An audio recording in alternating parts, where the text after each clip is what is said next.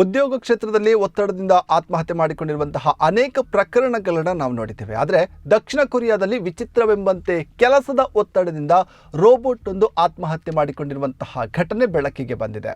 ಇದು ಸಾಕಷ್ಟು ಚರ್ಚೆಗೆ ಕೂಡ ಕಾರಣವಾಗಿರುವಂಥದ್ದು.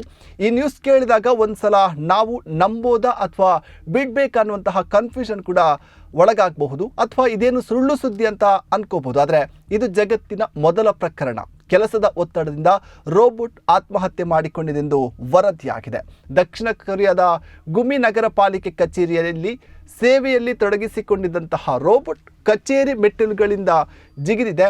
ಪರಿಣಾಮವಾಗಿ ಅದರ ಭಾಗಗಳು ಸಂಪೂರ್ಣವಾಗಿ ನಾಶವಾಗಿದೆ. ಬಿಡಿ ಭಾಗಗಳನ್ನು ಸಂಗ್ರಹಿಸಲಾಗಿದ್ದು ಘಟನೆ ಹಿಂದಿನ ಕಾರಣವನ್ನು ಪರಿಶೀಲಿಸಲಾಗುವುದೆಂದು ರೋಬೋಟ್ ಕಂಪನಿ ಮಾಹಿತಿಯನ್ನು ನೀಡಿರುವಂಥದ್ದು.